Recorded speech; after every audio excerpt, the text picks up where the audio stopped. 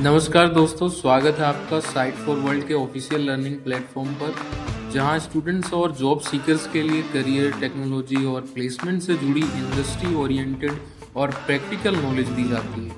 अगर आप अपनी स्किल्स को नेक्स्ट लेवल तक ले जाना चाहते हैं तो आप बिल्कुल सही जगह पर आए हो। चलिए शुरू करते हैं आज का इम्पोर्टेंट सेशन। नमस्ते स्टूडेंट्स, आज का टॉपिक है हाइबरनेट। इसका नाम सुनकर काफी लोग कंफ्यूज हो जाते हैं, पर टेंशन मत लो, आज हम इसको एकदम आसान बना देंगे। आप रेडी हो? फोकस मोड ऑन है ना? मोबाइल साइड में रख दिया? स्क्रीन पे ध्यान है? चलो शुरू करते हैं। तो आज हम क्या क्या कवर करने वाले हैं? पहले हम समझेंगे क्यों आखिर हाइबरनेट की जरूरत ही क्यों पड़ी। फिर हम देखेंगे क्या इसके मेन कॉन्सेप्ट्स क्या हैं। इसके बाद हम इसकी कुछ फाइनेंशियल सुपर पावर्स देखेंगे, एक लाइव डेमो बनाएंगे और आखिर में कुछ एडवांस टिप्स पे बात करेंगे। रेडी हो नेक्स्ट स्टेप के लिए? तो सेक्शन 1, सबसे पहले ये सवाल आता है कि आखिर हमें हाइबरनेट चाहिए ही क्यों? प्रॉब्लम ये है कि जावा और एसक्यूएल डेटाबेसेस दो अलग अलग दुनिया हैं और इनको कनेक्ट करना एक बहुत बड़ा चैलेंज है। चलिए इस चैलेंज को थोड़ा डिटेल में समझते हैं। स्क्रीन पर देखो, लेफ्ट साइड पर है जावा की दुनिया, जहां सब कुछ ऑब्जेक्ट्स, इनहेरिटेंस और रिलेशनशिप्स के फॉर्म में होता है, और राइट साइड पर है एसक्यूएल की दुनिया, जो टेबल्स, रोज और कॉलम्स में चलती है। अब इन दोनों को आपस में बात करवाना, यही तो असली चैलेंज है। इस टेक्निकल प्रॉब्लम को कहते हैं object relational impedance mismatch. Basically square peg को राउंड होल में फिट करने जैसी बात है। और बात सिर्फ डेवलपमेंट आसान करने की नहीं है, परफॉर्मेंस का भी सवाल है। इस चार्ट को ध्यान से देखो, जो लाल वाला बार है वो है प्लेन जेडीबीसी और उसका रिस्पॉन्स टाइम सबसे ज्यादा है। वहीं हाइबरनेट यानी जो नीला बार है, उसका रिस्पॉन्स टाइम काफी कम है। बड़े एप्लीकेशंस में तो ये मिलीसेकंड्स भी बहुत मैटर करते हैं। तो पॉइंट ये है कि हाइबरनेट काम को आसान भी करता है और फास्ट भी। यहां तक सब क्लियर है? ध्यान से सुन रहे हो ना? स्पीड ठीक लग रही है ना? ठीक है, अब आगे बढ़ते हैं और देखते हैं कि हाइबरनेट ये जादू करता कैसे है। चलिए अब आते हैं सेक्शन 2 पर। हमने प्रॉब्लम तो समझ ली, अब सॉल्यूशन की बात करते हैं। हाइबरनेट यहाँ एक यूनिवर्सल ट्रांसलेटर की तरह काम करता है, जो जावा ऑब्जेक्ट्स और एसक्यूएल टेबल्स के बीच में आसानी से कम्युनिकेशन करवाता है। हाइबरनेट के पीछे का असली मैजिक है ORM यानी ऑब्जेक्ट रिलेशनल मैपिंग। ये एक ऐसी टेक्निक है जो आपके जावा क्लासेस को सीधा डेटाबेस के टेबल से मैप कर देती है। इसका मतलब क्या हुआ? इसका मतलब ये है कि जो सारा बोरिंग एसक्यूएल कोड लिखने का काम है वो हाइबरनेट खुद कर लेता है। सारा रेपिटेटिव काम हाइबरनेट करेगा, आप सिर्फ बिजनेस लॉजिक पर फोकस करो। ओके, तो किसी भी हाइबरनेट एप्लीकेशन के ये 3 कोर कंपोनेंट्स होते हैं: सेशन फैक्ट्री, सेशन और ट्रांजैक्शन। ये 3 पिलर्स हैं हाइबरनेट के। अगर इन तीनों को अच्छे से समझ लिया तो समझो आपने हाइबरनेट की नींव पकड़ ली। चलिए एक एक करके इनको देखते हैं। सबसे पहले है सेशन फैक्ट्री। इसको आप पूरी एप्लीकेशन का कॉन्फ़िगरेशन हब या कंट्रोल रूम मान सकते हैं। ये एक हैवीवेट ऑब्जेक्ट है, मतलब इसको क्रिएट करने में थोड़ा रिसोर्स और टाइम लगता है, इसीलिए पूरी एप्लीकेशन में इसको सिर्फ एक बार बनाया जाता है। इसका मेन काम है सेशन ऑब्जेक्ट्स को क्रिएट करना और मैनेज करना। अब सेशन फैक्ट्री से बनता है सेशन। ये एक लाइटवेट ऑब्जेक्ट है। इसको आप एप्लीकेशन और डेटाबेस के बीच की एक कॉन्वर्सेशन या बातचीत समझ सकते हो। जितने भी डेटाबेस ऑपरेशंस हैं, मतलब डेटा सेव करना, फेच करना, अपडेट करना या डिलीट करना, सारा असली काम इसी सेशन ऑब्जेक्ट के थ्रू होता है। ये आपका मेन वर्कहॉर्स है। तो अभी क्या सीखा? सेशन का पर्पस समझ आया? इसका मेन काम क्या है?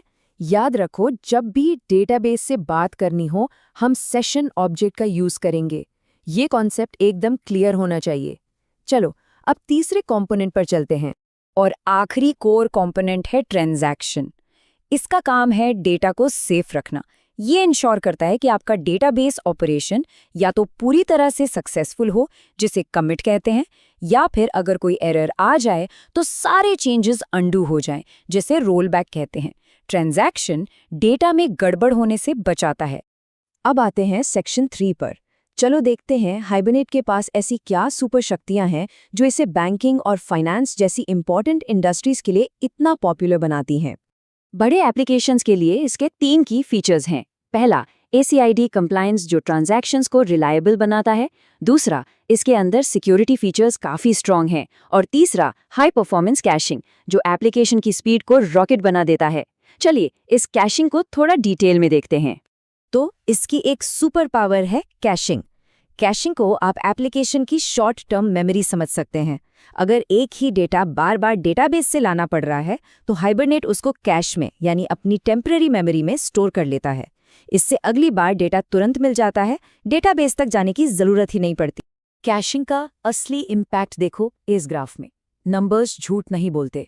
बिना कैश के डेटा लाने में 300 मिलीसेकेंड लग रहे हैं, लेकिन जैसे ही हमने कैशिंग इनेबल की, ये टाइम 100 मिलीसेकेंड से भी नीचे चला गया। सोचो परफॉर्मेंस में कितना बड़ा जंप है। यही हाइबरनेट का एक बहुत बड़ा एडवांटेज है। सीरियसली सीख रहे हो या टाइम पास, रिजल्ट चाहिए या सिर्फ सर्टिफिकेट? अगर इंटरव्यू में पूछा गया कि हाइबरनेट में कैशिंग क्यों जरूरी है, तो क्या ये ग्राफ एक्सप्लेन कर पाओगे? इसको ध्यान से समझना, ये बहुत इंपॉर्टेंट है। चलो बहुत हो गई थियरी, माइंड इधर ही है ना। अब हाथ कंधे करते हैं। सेक्शन 4 में हम अपना पहला सिंपल सा हाइबरनेट एप्लीकेशन बनाएंगे और इन सारे कॉन्सेप्ट्स को एक्शन में देखेंगे।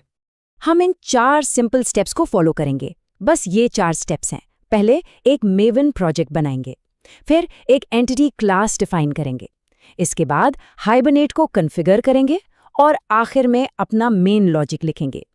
इनको नोट कर लो, फॉलो करना आसान हो जाएगा। चलो अब देखते हैं प्रैक्टिकली कैसे करते हैं। ध्यान से देखना, स्टेप बाय स्टेप कर रहा हूं। पहले pom.xml फाइल में हाइबरनेट कोर की डिपेंडेंसी ऐड करेंगे। आप साथ में ट्राई कर रहे हो? नहीं कर रहे? वीडियो पॉज करो और करो। सिर्फ देखने से याद नहीं रहेगा, ठीक है? अब हम एक स्टूडेंट क्लास बनाएंगे और उस पर @entity एनोटेशन लगा देंगे। फिर इस hibernate.cfg.xml फाइल में सारी डेटाबेस कनेक्शन की डिटेल्स डालेंगे और फाइनली मेन मेथड में सेशन और ट्रांजैक्शन का यूज करके डेटा को सेव करेंगे। हर स्टेप पर पॉज करके खुद ट्राई जरूर करना। बहुत बढ़िया, अब आपने अपना पहला एप्लीकेशन बना लिया है। आते हैं आखिरी सेक्शन पर। अब आप बेसिक से आगे बढ़ने के लिए तैयार हो।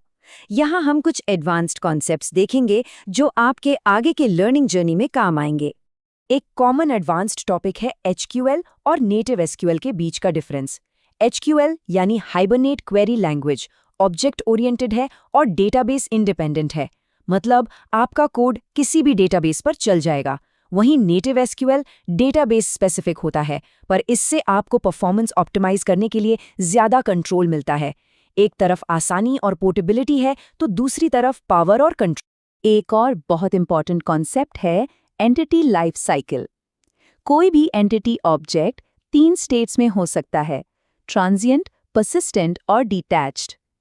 इन स्टेट्स को अच्छे से समझना डीबगिंग और परफॉर्मेंस ट्यूनिंग के लिए बहुत जरूरी है। ये एक और पेट इंटरव्यू क्वेश्चन है, इसको तो जरूर नोट कर लेना। तो आज हमने क्या सीखा? हमने समझा कि हाइबरनेट की जरूरत क्यों है, इसके core components, session factory, session, transaction का क्या काम है और कैशिंग जैसे फीचर्स से परफॉर्मेंस कैसे बढ़ती है।